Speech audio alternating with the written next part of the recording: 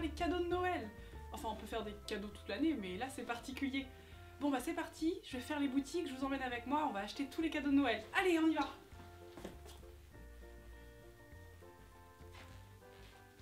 Ah mais non, je suis bête, je suis écolo moi. Bah non, bah je fais tous mes cadeaux moi-même et je les fais maison. Bon bah on va rester ici avec une bonne tasse de thé chaud et on va commencer à faire les cadeaux nous-mêmes. Allez on y va, c'est parti. J'enlève mon manteau et je vous retrouve tout de suite. Bon voilà, on se retrouve ici, je me suis préparé mon petit café qui est en train d'infuser et du coup je vais vous parler de pourquoi je n'irai pas faire mes cadeaux de Noël dans les boutiques cette année. Ah Noël, les odeurs de clémentine, le chocolat, le vin chaud et la foule dans les magasins.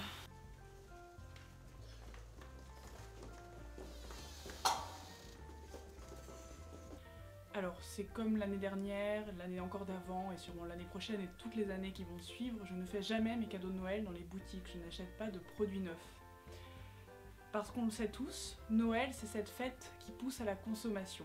Bon, comme toutes les fêtes me direz-vous. C'est la période de l'année où on se fait des cadeaux, on gâte ses proches et donc forcément on va dans les magasins pour acheter nos cadeaux. Et comme toutes les fêtes, c'est plus ou moins régi par les grosses entreprises parce que c'est moins cher, plus simple et plus pratique, du coup on se retrouve tous à la Fnac ou sur Amazon à commander nos cadeaux de Noël. Et oui, parce que ce sont des services qui nous proposent une large gamme de produits et qui nous permettent de faire des cadeaux pour toute notre famille dans une seule boutique. Donc oui, je comprends, c'est forcément plus simple. Et c'est le mal. Non, bon, ok, d'accord. Moi, je faisais pareil aussi avant, mais c'est vrai que c'est pas terrible, et je vais vous expliquer pourquoi. Alors, pourquoi devrions-nous revoir notre façon de consommer pour les fêtes? Bah déjà, tout simplement parce qu'on est des milliards sur cette planète, et que si tous nous consommons de la même façon, imaginez les dégâts que ça peut produire. Je parle du fait d'aller dans un magasin, d'acheter un produit qui est déjà emballé, qui a été produit, fabriqué, donc ça a usé de l'énergie, pour ensuite le ramener chez vous, le réemballer avec du papier cadeau et l'offrir à vos proches. Imaginez les dégâts que ça fait. Je vais vous proposer plusieurs alternatives et si même une toute petite partie de ces milliards de personnes sur cette planète utilisait ces alternatives, ça ferait déjà un bien fou, vraiment. Je sais, finalement, je vous dis encore que c'est aux consommateurs de faire attention, alors que ça devrait plutôt être aux grosses entreprises de plutôt modifier leur comportement. Et je suis complètement d'accord avec ça. Et ce serait vraiment l'idéal, parce que ce serait vraiment l'idéal. Mais justement, en boycottant ces grandes firmes, tu vas les obliger à se remettre en question.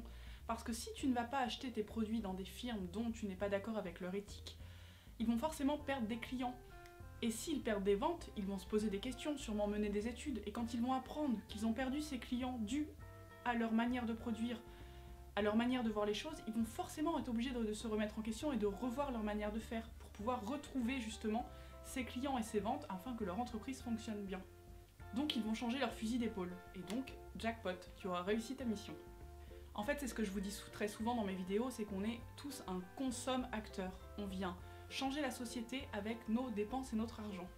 Autant subventionner des créateurs, des artisans, des producteurs, plutôt que de subventionner justement ces grosses entreprises qui font de très gros chiffres d'affaires, surtout aux périodes de Noël. Ok, ils ont besoin d'avoir de l'argent, mais les petits producteurs, les créateurs, eux aussi, ils ont besoin d'avoir de l'argent, et encore plus d'avoir un bon salaire aux fêtes de Noël, ça fait toujours plaisir. Et donc c'est justement là que c'est important, et c'est justement là qu'il faut se renseigner pour éventuellement remettre en cause notre manière d'acheter, c'est essayer, si vous pouvez, de vous renseigner sur les valeurs éthiques de la boutique ou de l'entreprise dans laquelle vous allez acheter vos produits. Parce qu'on peut se retrouver très facilement avec un produit qui a été fabriqué par un enfant, qui a été exporté de l'autre bout du monde, et ça, c'est vraiment pas top. C'est une manière de dire, tout n'est pas fabriqué ainsi, tout n'est pas le mal, mais ça vaut le coup de se renseigner pour certaines choses. Je me fais mon café.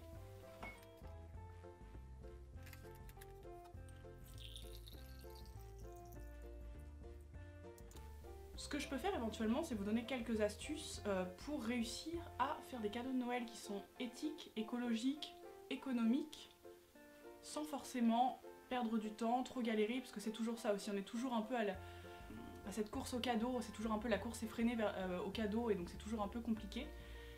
Et on est souvent en galère d'imagination, galère d'inspiration. Donc je vais essayer de vous donner quelques astuces, peut-être qu'elles vous aideront. En tout cas, moi, ce sont les choses que je pratique tous les ans pour faire mes cadeaux de Noël. Alors déjà, il y a le plus simple de tous, celui qui vous parlera sûrement le plus, c'est très en vogue en ce moment, le DIY. Vous pouvez très bien faire vos cadeaux de Noël maison. Alors si vous avez une grande famille, je peux comprendre qu'il vous faudra beaucoup de temps pour faire vos cadeaux, mais on peut toujours trouver un petit peu de temps pour fabriquer peut-être 1 ou 2 cadeaux, pas forcément faire tous ces cadeaux, mais déjà ce seront des cadeaux qui auront été faits par vous, que vous n'aurez pas acheté neuf, et du coup il n'y aura pas ce problème de savoir d'où ça vient, qui l'a fabriqué, à qui vous donnez votre argent, parce que vous pouvez faire ça avec de la récup, des choses chez vous, et hop, vous faites un super cadeau, et en plus c'est la fierté de donner un peu de soi, de l'avoir fait soi-même, et de faire un cadeau qui est vraiment pour quelqu'un, vous l'avez fait en donnant de vous pour une personne donnée. Du coup j'aurais adoré vous montrer mes cadeaux de Noël que j'ai fait moi-même, mais je les ai pas encore offerts. Et si j'ai des amis de la famille qui regardent cette vidéo, ils vont voir leurs cadeaux de Noël avant que je leur offre. Alors du coup bah je peux pas trop. Mais bon. Et l'année prochaine je m'y prendrai à l'avance et je vous ferai des tutos pour des idées de cadeaux de Noël fait maison. Comme ça on sera tous bien. Joyeux Noël! Ce que je disais aussi c'est vous pouvez subventionner, donc comme je disais, les créateurs, vous pouvez aller dans les marchés artisanaux, il y a plein de choses, surtout dans les marchés de Noël à cette époque, il y a plein de choses avec des artisans qui produisent des choses et ça fait super plaisir de faire un cadeau un peu artisanal. Voilà, ça c'est une manière de faire aussi. Ensuite il y a, vous pouvez faire moi ce que j'appelle c'est des cadeaux souvenirs, c'est plutôt d'acheter un objet, vous prenez du temps pour une personne et vous lui accordez une journée, vous lui faites un cadeau qui va être plein de souvenirs plutôt que de possessions. Et ça c'est une très belle chose. Plutôt que voilà, d'acheter une lampe chez Ikea, allez l'exemple comme ça, et bien vous faites une enveloppe pour une personne et vous dites choisis une date, nous passons la journée ensemble, je t'emmène au restaurant, on va se balader, on passe du temps ensemble, et ça je trouve que c'est encore plus beau qu'un simple achat d'un cadeau trouvé à la va-vite, ou pas forcément à la va-vite, mais voilà, là il y a un rapport à l'argent, vous avez dépensé quelque chose, vous offrez quelque chose, alors que là il y a un rapport au temps qui est beaucoup plus fort je trouve, et ça peut faire une super idée de cadeau. Et donc une autre idée qui peut être aussi sympa, c'est justement d'acheter de seconde main. Ça je le dis très souvent, moi j'achète mes vêtements, j'achète mes meubles, tout, je n'achète quasiment rien neuf. Et vous pouvez faire aussi ça pour Noël, ce n'est pas être radin que d'acheter ces cadeaux sur le bon coin. Non, au contraire, parce qu'il y a une vraie valeur éthique derrière tout ça. Vous redonnez une seconde vie à un objet. Bon, vous faites des économies, c'est certain, et ça peut vraiment être agréable aussi en période de fête parce qu'on dépense quand même beaucoup d'argent. Donc moi je vais sur Le Bon Coin. Dernièrement j'ai eu une super idée d'un cadeau que je voulais offrir à un proche, et donc c'était un objet bien déterminé. Et j'ai recherché sur Le Bon Coin et j'ai trouvé exactement cet objet, comme neuf, beaucoup moins cher. Du coup je ne l'ai pas acheté neuf parce que j'ai réacheté quelque chose qui avait déjà été acheté, donc je n'ai pas contribué à la production nouvelle de cet objet. J'ai fait des économies et puis en plus j'ai donné un peu d'argent à un particulier. Je pense qu'il sera très content d'avoir gagné quelques euros pour les fêtes, c'est toujours ça. Ensuite il y a aussi Vinted, c'est un site que j'utilise, on avait déjà parlé pour vendre les vêtements. Donc ça aussi par exemple si vous avez envie d'offrir un vêtement à quelqu'un.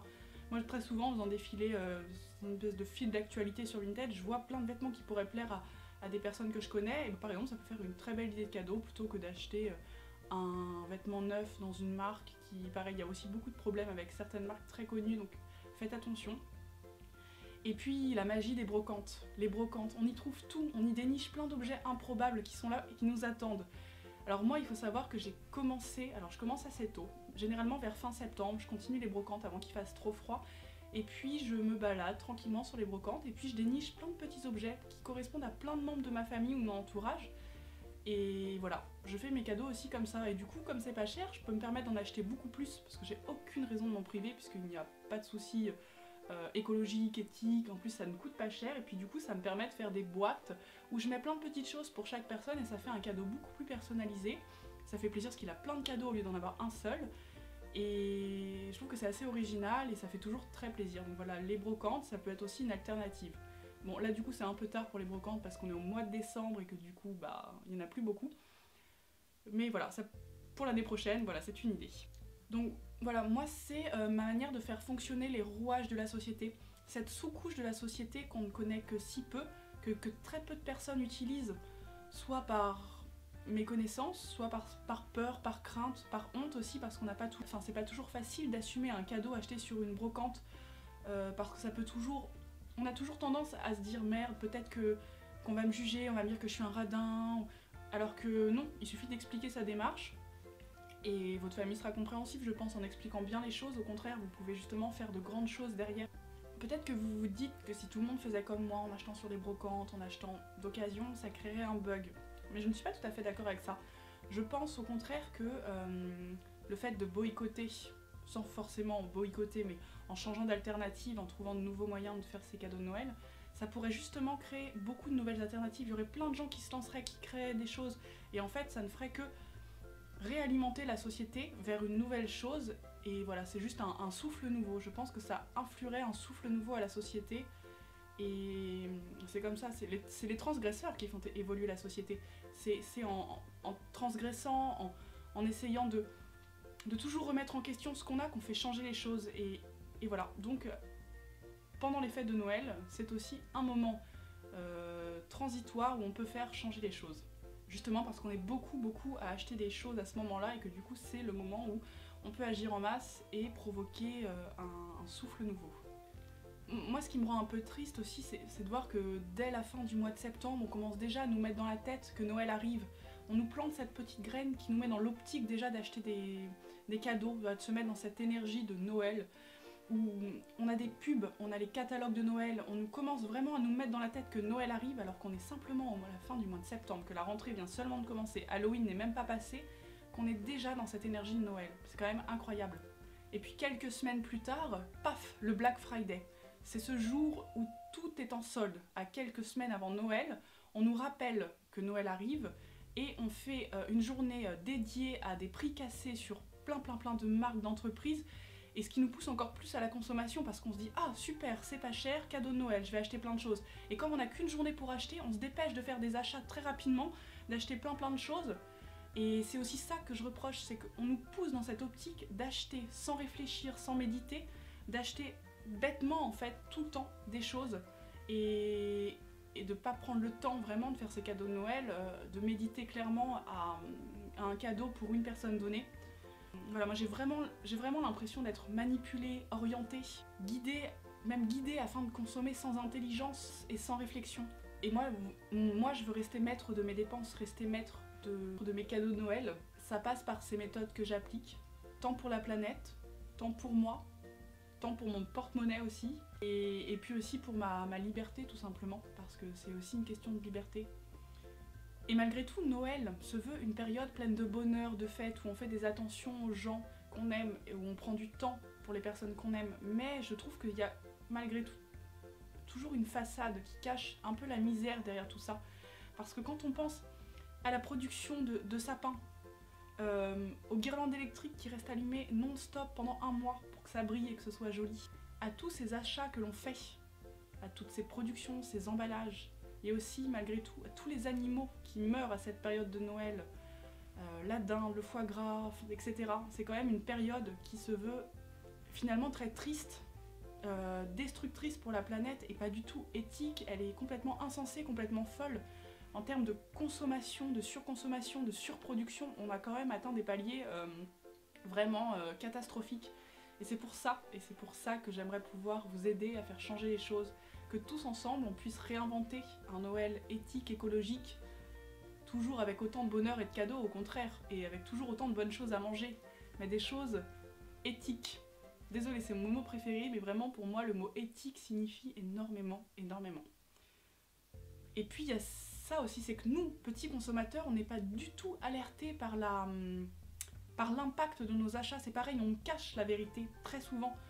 On ne nous dit rien, on ne connaît pas l'impact du produit qu'on aura acheté, on ne nous dit pas comment il aura pollué la planète, s'il aura été fabriqué par des enfants, tout ça est caché bien évidemment, parce que si on nous dit la vérité, on n'aura plus envie d'aller les acheter. Et le but, quand même, à cette période, c'est que les gens achètent le plus possible. Et c'est très simple pour nous d'acheter ces choses, on a juste à sortir de chez nous, aller dans une boutique, de donner un billet et en échange on a ce produit. C'est très simple, alors que pourtant ce produit aura peut-être, je dis bien peut-être, été fabriqué dans des conditions absolument insupportables. Il aura traversé le monde entier, il aura utilisé des denrées qui fragilisent notre planète et tout ça on ne le voit pas et on ne le sait pas. Et je trouve que c'est quand même extrêmement alarmant. Et c'est pour ça en fait aussi que je boycotte, je boycotte c'est un gros mot, mais que je n'ai pas envie de contribuer à tout ça parce que c'est quelque chose qui ne me correspond pas et je n'ai pas envie d'acheter quelque chose et de ne pas savoir d'où ça vient et de me dire que peut-être j'ai contribué à quelque chose et de très néfastes. Et c'est pour ça que cette année, comme toutes les autres années, je n'achèterai pas mes cadeaux neufs. J'achèterai mes cadeaux de manière éthique. Je fabriquerai mes cadeaux et je contribuerai à un Noël qui me correspond et que je trouve plus juste. Parce que Noël, c'est une période qui est censée nous rendre heureux, qui est pleine de bonheur, d'attention, et moi, c'est ma manière de me rendre heureuse, de faire des attentions aux gens. Voilà, et je tenais aussi à vous remercier parce que vous êtes de plus en plus nombreux à vous abonner à ma chaîne et je suis vraiment super contente. On va bientôt atteindre les 500 abonnés. Je suis vraiment très contente et j'aimerais vous remercier. Quand on aura atteint le cap des 500 abonnés, j'aimerais vous faire une surprise. Alors, ce sera une surprise assez simple, mais pour vous remercier, je pourrais éventuellement faire une FAQ, un room tour ou une morning routine, je sais pas, comme vous voulez. Voilà, donc n'hésitez pas à me le dire par commentaire et puis je réaliserai cette vidéo avec grande joie et grand bonheur. Merci aussi d'être aussi présent et merci aussi pour tous vos commentaires qui sont tous absolument géniaux. Donc merci à tous. Et j'espère aussi que vous n'êtes pas trop perdus avec tous les thèmes de vidéos parce que c'est vrai que j'ai cherché à avoir une chaîne qui mélangeait pas mal de choses entre la philosophie de vie, l'écologie, la photographie, voilà mes vidéos de photos, il va y avoir un court métrage qui va sortir bientôt qui n'est pas en thème avec l'écologie. Voilà, mais j'espère que vous n'êtes pas trop perdus. Moi voilà, je voulais vraiment une chaîne qui soit un espèce de fourre-tout où j'ai tout ce qui se passe dans ma vie soit sur cette chaîne parce que je voulais le partager avec vous.